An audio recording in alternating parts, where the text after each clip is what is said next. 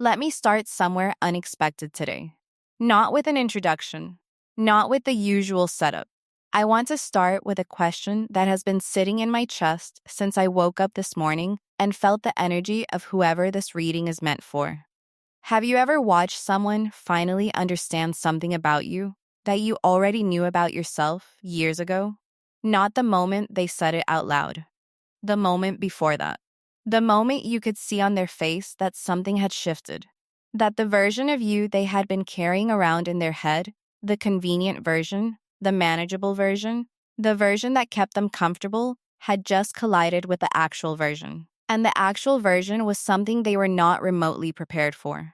I watched that happen once up close, and it is one of the most quietly devastating things I have ever witnessed. Not devastating for the person being seen, devastating for the person doing the seeing. Because there is a particular kind of reckoning that comes when you realize you have been fundamentally wrong about someone who trusted you with their realness. When you understand too late, or almost too late, that what you dismissed as ordinary was actually extraordinary. What you took for granted was actually rare. What you assumed would always be available was actually already walking out the door. I had an uncle, brilliant man, the kind of person who could read a room in 30 seconds and knew exactly how to position himself in any social situation. He was charming and sharp, and honestly very good at getting what he wanted from people without them realizing they were giving it. And for years, he had a woman in his life, his partner, of almost a decade, who loved him with the kind of steadiness that people like my uncle tend to interpret as permanence, rather than as the profound daily choice that it actually was. He always assumed she would be there. Not cruelly, not consciously. He just built his entire interior architecture around her presence, the way you build a house around a load-bearing wall, without ever stopping to examine what the wall is actually holding up. And then God showed him, not through a dramatic confrontation, not through a final argument, through something much simpler and much more devastating. She stopped. She just quietly, completely stopped. And in that stopping, everything my uncle thought he understood about the structure of his own life revealed itself to be dependent on something he had never once properly acknowledged. He called me 6 months after she left. And the thing he said, the specific sentence that I have carried ever since, was this. He said, "I thought I was the one holding things together. I had no idea she was the floor I was standing on." That sentence. That is this reading. That is exactly what God just revealed to the person this reading is about. And that revelation has shaken them to a degree they are only now beginning to be honest about. Let us look at what the cards are showing. The energy before the cards, what I felt before I pulled a single one there, is a specific quality to the energy of whoever is watching this, and I want to describe it carefully because it matters for understanding everything that comes after. It is the energy of someone who has recently stopped performing. Not stopped trying, stopped performing. There is a critical difference. Performing is when you shape your behavior around what you believe will produce a desired response from a specific person. It is effortful and it is exhausting, and it requires a constant low-level monitoring of how you are being received. And most people who do it do not even realize they are doing it because they have been doing it for so long, it began to feel like just who they are. And then one day they stop. Not because they gave up, because they finally understood something clearly enough that the performance became impossible to continue. Some truth arrived about themselves, about the situation, about what they deserved, and that truth made the performance feel not just unnecessary, but actually insulting to who they really were. That stopping is what God used. That is the instrument of the revelation. Your stillness, your quiet refusal to keep arranging yourself around someone else's comfort. Your simple, grounded, unapologetic presence as yourself fully, without editing, was the thing that revealed everything. To them, and to anyone else watching. And people are watching, more than you know. Card 1, the tower, the structure they built around a false version of you just collapsed. The tower does not arrive gently, and it does not apologize for arriving. When this card comes out, It is not asking permission to disrupt. It is simply showing me what has already happened. And what has already happened for this person is a structural collapse that they did not see coming and cannot reverse. Here is what I mean by structural. This person built something, not a building, but something equally load-bearing. A set of beliefs about who you were, a set of assumptions about what you would tolerate, how you would respond, where your limits lived, how much they could lean on your patience before you would push back. Those beliefs and assumptions were not casual. They were foundational. They organized this person's entire approach to you. Every decision they made in relation to you was built on top of them. And then you, by simply becoming more fully yourself, by simply stepping into the truth of who you actually are, pulled the foundation out, not deliberately as an act of revenge, simply as a consequence of growth. The tower does not fall because someone attacks it from outside. It falls because something inside it was never structurally sound. The lightning just reveals what was already compromised. Real example. Picture a man, let us call him Adrian, who had been in a dynamic with a woman for 2 years, where a very specific and very comfortable imbalance existed. She reached. He received. She explained herself. He decided whether her explanations were acceptable. She adjusted. He stayed the same. And this worked for Adrian because he had correctly identified something early on, that she valued the connection enough to absorb the imbalance rather than disrupt it. What Adrian had not correctly identified was that her willingness to absorb the imbalance was not a permanent character trait. It was a temporary condition produced by a specific emotional state. The moment that emotional state shifted, the moment she stopped needing his approval more than she needed her own peace, the entire dynamic lost its foundation. Adrian did not notice it happening. That is the insidious thing about tower moments. The collapse looks sudden from the outside, but the structure has been compromising for a long time.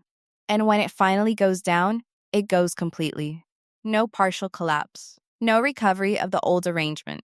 That is what happened here. The tower fell on the version of things they thought they had, and they are standing in the rubble of their own assumptions, trying to figure out what just happened and what any of it means.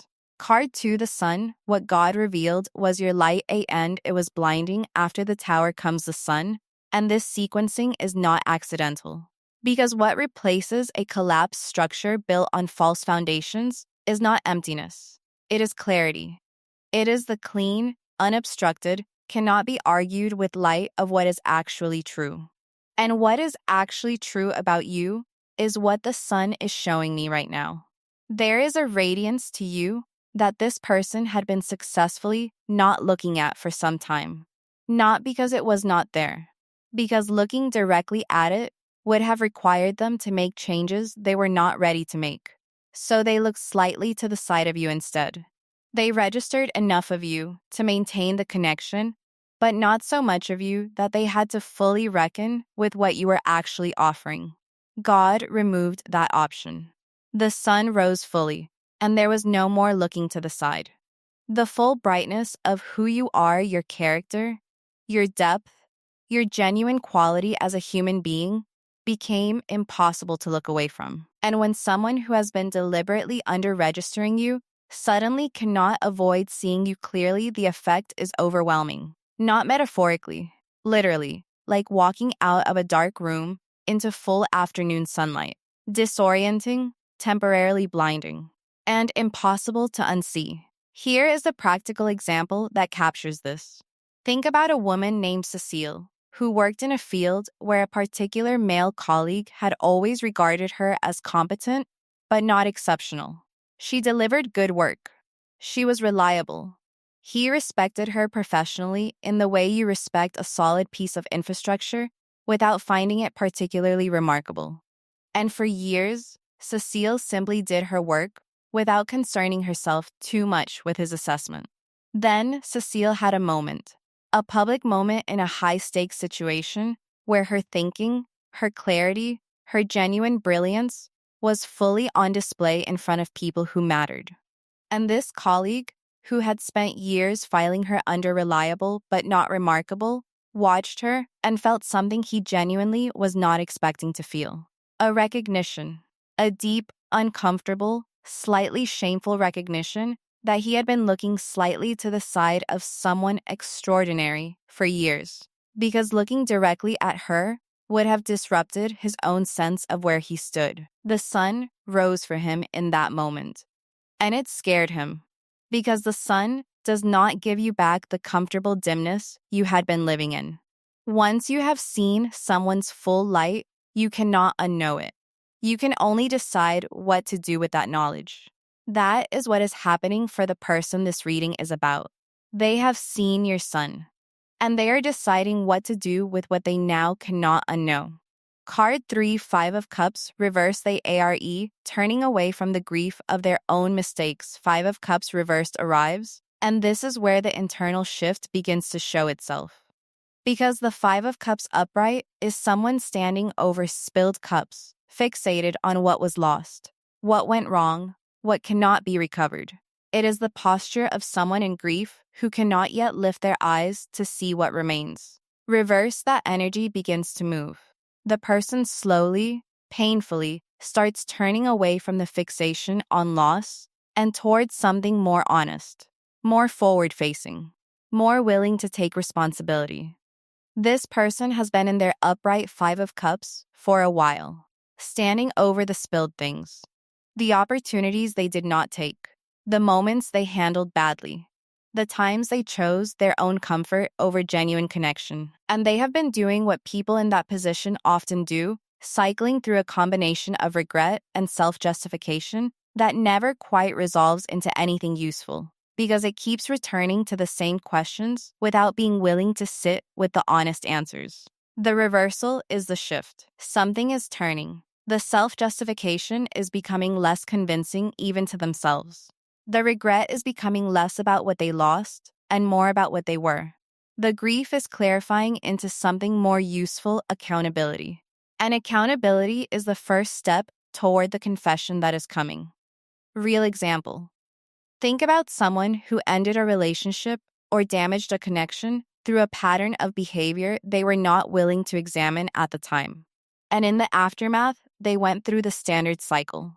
The initial defensiveness, the rewriting of history to cast themselves in a more favorable light, the surrounding themselves with people who would validate their version of events, the gradual, deliberate construction of a narrative where the failure belonged to circumstances or to the other person rather than to their own choices. And then something happened, seeing that person thriving, encountering evidence of who they actually were, having a moment of genuine self-honesty that broke through the narrative, and the constructed story started to feel thin, unconvincing, like wearing a coat that no longer fits and pretending you do not notice. The Five of Cups reversed is that moment of the coat becoming impossible to keep wearing, the grief turning from self-pity into genuine reckoning. And genuine reckoning leads somewhere. It leads toward confession. Card 4, Page of Cups. What they want to say has the quality of something unpolished. Real Page of Cups comes through. And I love this card appearing here because it tells me something very specific about the nature of the confession that is building. The Page of Cups is not sophisticated. He is not the King of Cups with his measured emotional intelligence and his carefully chosen words. He is young in his emotional expression, genuine in a way that is slightly unguarded. The kind of honesty that arrives before the internal editor has had a chance to refine it into something more strategic. What this person wants to say to you has that Page of Cups quality. It has not been workshopped. It has not been through 17 internal revisions designed to make it land perfectly while also protecting them from maximum vulnerability. It is just honest, slightly unsteady in the way that real feelings expressed for the first time always are. And that rawness is going to be the thing that makes it undeniable when it arrives. They want to tell you that they were wrong about you, not in the careful, qualified way of someone managing their exposure. In the full, uncomfortable, slightly humbling way of someone who has genuinely reckoned with the size of their miscalculation and is choosing honesty over self-protection. They want to tell you that what God revealed the full truth of who you are reached something in them that they were not expecting to have reached. That it changed something. Not just their understanding of you, but their understanding of themselves and what they have been doing and what they actually want. The Page of Cups does not deliver this with perfect timing or perfect phrasing. He delivers it with genuine feeling. And genuine feeling lands differently than anything else. You will know when it arrives that this is real, not because it is perfectly executed, because it is honestly felt. Card 5, Wheel of Fortune, the cycle is turning a end. This is the moment Wheel of Fortune comes in as the final card, and it is such a fitting close to this particular reading, because the wheel is about timing, about the specific moment when cycles complete and new ones begin, about the universe organizing itself around a particular turn that has been building for longer than the visible moment suggests. This is that turn. Right now. This window you are in this specific season is a Wheel of Fortune moment for this connection and for your own life more broadly. Things that have been building beneath the surface are becoming visible. Things that have been held in suspension are beginning to move. The confession coming is not happening in isolation from everything else. It is part of a larger turning that is organizing multiple things in your life simultaneously. Here is what the wheel wants you to understand. Timing is not random. The reason this revelation happened now, the reason God chose this specific season to make the full truth of who you are undeniable, is connected to where you are in your own development. You are ready to receive what is coming in a way you would not have been ready before. The version of you that existed before this season of growth would have received this confession differently, would have perhaps been so relieved by the recognition that you would have moved toward it before you had fully examined whether it was actually what you wanted. The version of you that exists now, the one who has done the quiet work, settled into real self-knowledge, stopped performing that version, can receive this from a place of genuine evaluation rather than desperate relief. The wheel is turning in your favor, not as a reward, as a result, as the natural consequence of genuine inner work producing genuine outer shift. Direct from spirit, no softening, just truth. Several things need to be said plainly.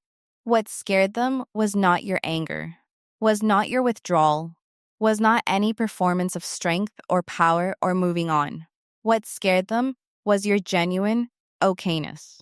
The fact that when God revealed the full truth of who you were, it came packaged in someone who was clearly, solidly, unperformatively fine.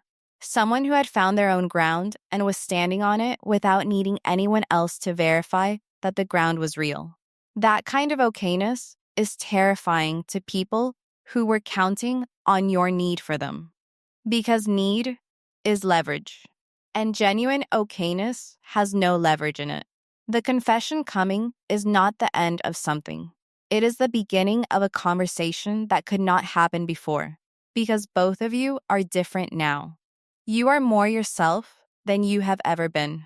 They are more honest than they have allowed themselves to be. And honest conversations between people who are genuinely themselves have a completely different quality than the managed, careful, strategic interactions that characterized what came before. Whether this conversation leads somewhere meaningful is not decided yet, but the conversation itself is real. And real is where everything worth having starts. Stop rehearsing how you will respond. Stop constructing the perfect version of receiving this that protects you while also remaining open. When it comes, and it is coming, just be exactly who you are. The fully revealed, God-authored, quietly extraordinary version of you that started all of this. That version does not need a script. That version just needs to show up. And showing up is something you have already proven you know how to do extraordinarily well. The people watching you right now, not just this person, but the wider circle of people whose attention has shifted toward you in this season, are watching. Because genuine transformation is magnetic in a way that performance never is. They can feel that something real happened in you, that you are not the same, that the version of you that is operating now was earned through something rather than performed for something. Keep being that. Keep letting that be enough. Because it is not just enough, it is everything. One final thing, and Spirit was insistent that this be said. The floor, my uncle, never acknowledged the load bearing presence, he only recognized, once it was gone, you were never meant to be someone's floor. You were always meant to be the whole house, built on your own foundation, standing in your own right. And what God revealed was not just the truth of who you are to this person, it was the truth of who you are to yourself. Own that, walk in it, and let everything that is meant for you find you standing fully in it. How this ends, and how you begin this reading, is not a story about someone coming back. It is not a story about a confession that fixes everything or a revelation that erases what came before. It is a story about truth, about the specific, irreversible, quietly extraordinary thing that happens when God decides that the full version of someone deserves to be seen by the people around them and by themselves. You have been seen, fully, finally, in the way that you deserve to be seen all along. And the person this reading is about has been confronted with that seeing in a way they cannot manage, or reverse, or file away in a comfortable category. What they do with that confrontation is their choice. What you do with their confession when it comes is yours. Spirit is not pushing you toward a particular outcome. Spirit is simply saying that the ground has shifted. The old dynamic cannot be reconstructed. And whatever comes next, whatever this connection becomes or does not become, it will happen between two people who are no longer operating from incomplete information. That is everything. That is the whole gift of what God just revealed. Take it, stand in it, and trust that the version of you who finally stopped making herself easier to overlook is more than equipped for whatever comes next. Comments are open. Tell me what landed. Share this with the person who needs to hear that God reveals people's true character at exactly the right moment. Subscribe, and I will see you in the next one.